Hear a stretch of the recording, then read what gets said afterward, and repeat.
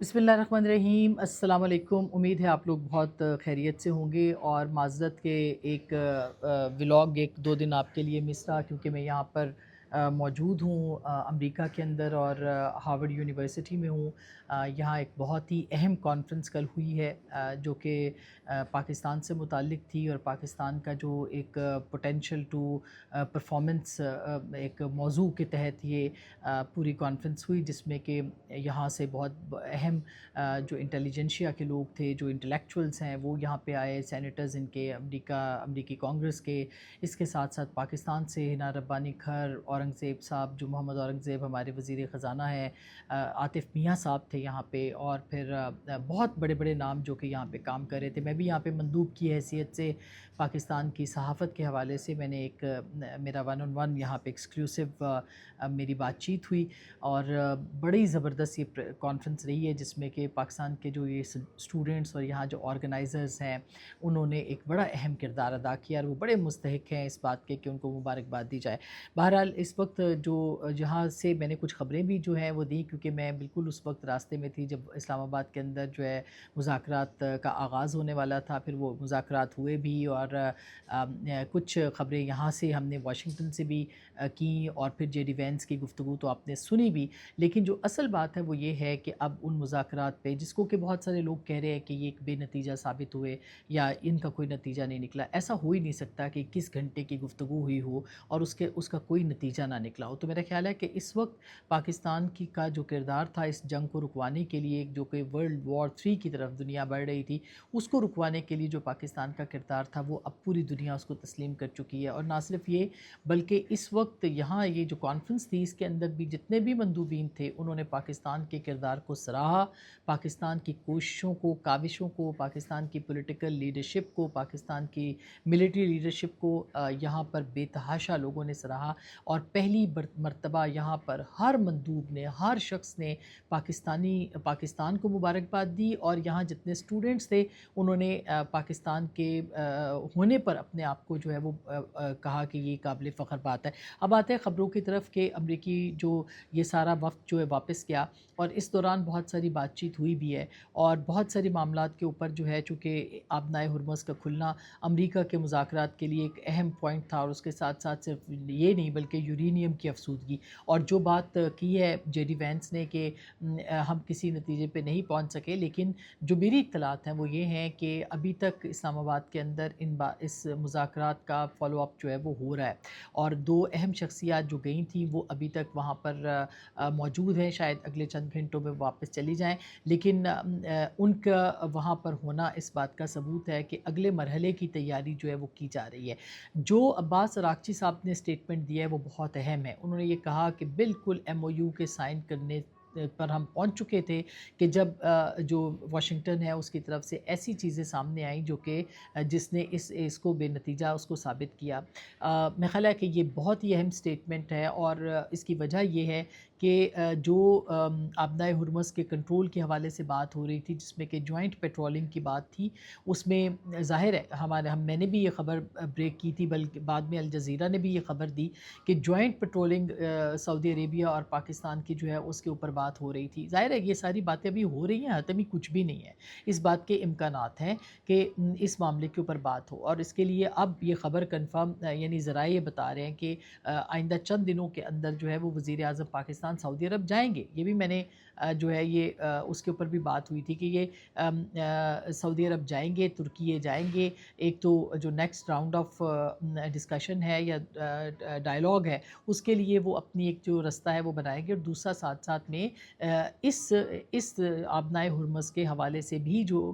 پاکستان کے پاس پرپوزلز ہیں اس کے اوپر بات ہوگی۔ اور یاد رہے کہ چین جو ابھی امریکی صدر جو ہیں انہوں نے اس کی جو دھمکی دی ہے کہ ناکہ بندی کر دی جائے گی آبنائے ہرمز کی، یہ چین کسی صورت بھی نہ برداشت کرے گا، نہ یہ ہونے دے گا۔ اس پوائنٹ کو آپ ضرور سامنے رکھیں جو پریزیڈنٹ ٹرمپ نے کہا ہے کہ آبنائے ہرمز بند ہو جائے گی، اور پھر ایک دفعہ پھر جو ہے وہ انہوں نے دھمکیاں دی ہیں ایران کے حوالے سے کارروائی کے لیے، جو کہ میں بھی آپ کو بتاتی ہوں کہ اکانومسٹ نے کیا لکھا ہے، اینڈ بہت فیئر اوپینین ہے ان کا اس حوالے سے کہ ایران کے اوپر دوبارہ امریکہ حملہ کرنے کی جرات نہیں کرے گا۔ لیکن کیا یہ ایسا ہوگا اس کے اوپر میں بعد میں بتاؤں گی، لیکن آبنائے ہرمز کو کھلوانے کے حوالے سے جو ایک اہم معاملات ہیں اس کے اوپر جو ہے وہ سب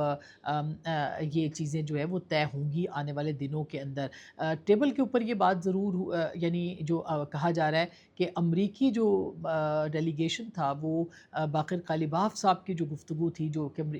پاکستان کے اندر ہوئی، اس سے وہ بہت زیادہ جو ہے وہ امپریس نظر آئے۔ اور یہ بھی میں آپ کو بتا دوں کہ اس پورے جو بات چیت تھی، اس کا جو ڈنر کے بعد یعنی رات جو تیسرا بڑا اہم کروشل جو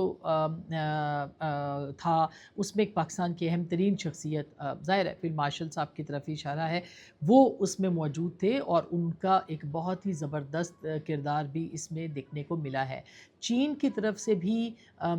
یہ ایران پاکستان آنے میں ریلکٹنٹ محسوس کر رہا تھا، ریلکٹنس محسوس کر رہا تھا، وہ نہیں آنا چاہ رہا تھا، لیکن چین نے اس کے اندر جو ہے وہ ہمارے ذرائع بتاتے ہیں کہ اہم کردار ادا کیا۔ اور چین کی وجہ سے یہ جو اور پاکستان کی وجہ سے آف کورس پاکستان جو ہے وہ چین کے ساتھ ان کا ایک ہمارا ایک جو دوستانہ تعلق ہے، یہ ہو نہیں سکتا کہ ان کے بغیر جو ہے وہ پاکستان آگے بڑھے۔ تو یہ پاکستان نے ایک ایسا لینڈ مارک جو ہے وہ سیٹ کر دیا اور ایک ایسا اہم سنگ میل پاکستان نے عبور کیا جس کے اوپر جس کی اب پوری دنیا جو ہے وہ مثالیں دے رہی ہے۔ تو جو ایران کی بندرگاہیں ہیں اس کے اوپر امریکہ پہلے سے زیادہ خطرناک قانونی، عسکری اور اقتصادی صورتحال میں داخل ہونے جا رہا ہے اگر وہ یہ ناکہ بندی کرتا ہے۔ اور یہ ممکن ہے کہ اس میں جو یہ ہونے جا رہا ہے، یعنی جو امریکہ کہنا چاہ رہا ہے کہ وہ ناکہ بندی کرے گا، اگر یہ ہوتا ہے تو یہ اس میں بے شمار خطرات بھی جو ہے وہ موجود ہو سکتے ہیں۔ اس میں جو بی بی سی رپورٹ کر رہا ہے وہ یہ کہہ رہا ہے کہ امریکی بحریہ کے جنگی جہاز بندر عباس یا جاسک کی بندرگاہوں کے قریب کھڑے نہیں ہوں گے، کیونکہ یہ ڈرون، میزائل یا تیز رفتار کامی کاری کی جو کشتیوں کے نشانے پر ہوں گے اور خطرناک حملے کو دعوت دینے کے مترادف ہوگا۔ اس کی بجائے امریکی فوج کا مشرق وسطیٰ میں ذمہ دار ادارہ سینٹ کام سیٹلائٹ اور دیگر انٹیلیجنس ذرائع سے استعمال کرے گا تاکہ یہ معلوم کیا جا سکے کہ کون سے جہاز ایرانی بندرگاہوں سے نکلے ہیں اور وہ کس کی ملکیت ہے اور کس رخ کی جانب جو ہے ان کا رخ جو ہے وہ کس جانب ہے۔ چاہے ان جہازوں کی AIS یعنی آٹومیٹک آئیڈینٹیفیکیشن سسٹم ٹرانسپورٹڈ یعنی اس کے بند ہوں، امریکی جنگی جہاز نسبتاً محفوظ فاصلے پر رہتے ہوئے انہیں خلیج عمان میں داخل ہوتے ہی شناخت کر کے روک سکیں گے۔ یہ پلان ہے جو کہ بنایا گیا ہے کہ آپ آبنائے ہرمز کو جو ہے وہ کس طرح سے اس کی ناکہ بندی کریں گے، یعنی سیٹلائٹ کے ذریعے سے دیکھیں گے اور عمان کی خلیج سے پہلے جو ہے اس کو روکنے کی کوشش کریں گے، اس کو داخل ہونے کی۔ ایران نے اس دھمکی کو سمندری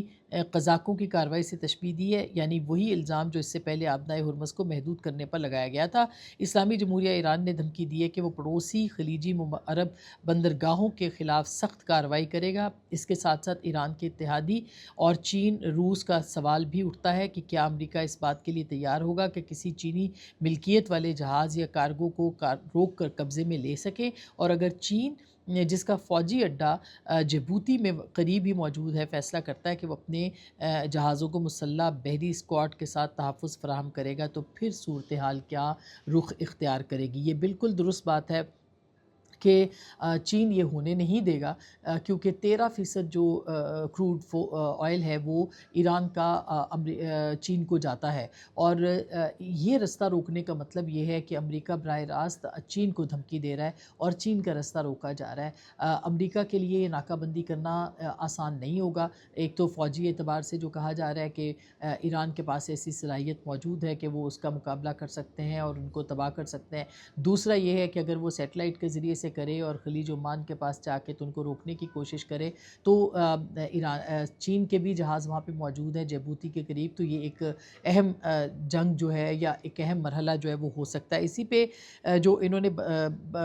بند کرنے کی بات کی ہے اس کے حوالے سے چین نے اس بات کی تصدیق نہیں کی کہ اس نے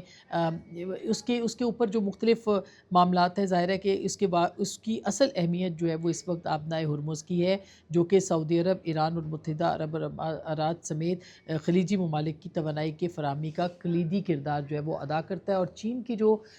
سب سے زیادہ جو ٹریڈ ہے وہ اس وقت مشرق وسطیٰ کے اندر بھی ہوئی ہے اور پچھلے 1 سال کے اندر کہا جا رہا ہے کہ دگنی ہوئی ہے. تو اگر یہ ٹریڈ رکتی ہے یا ان جہازوں کو روکا جاتا ہے تو چین یہ کسی صورت بھی نہیں مانے گا. ابھی تک چین جو ہے وہ بالکل عدم مداخلت کی جو پالیسی ہے اس کے اوپر عمل درآمد کیے ہوئے ہے، اور ان کی ہمیشہ سے یہ پالیسی رہی ہے کہ ہم کسی صورت بھی اس معاملے کے اوپر جو ہے وہ آگے نہیں جائیں گے. لیکن اگر ایسا ہوتا ہے تو چین بالکل 100% جسے کہتے ہیں وہ اس جنگ کے اندر اپنے آپ کو جو ہے وہ ظاہر ہے کہ اس کو لائٹلی نہیں لے سکتا. اس بات کے خطرات جو ہے وہ موجود ہیں. یہ میں آپ کو بتا دوں کہ اب جو صورتحال کے حوالے سے بات ہو رہی تھی اور اس میں ہم بات کر رہے تھے کہ مختلف جو کیا اب دوبارہ سے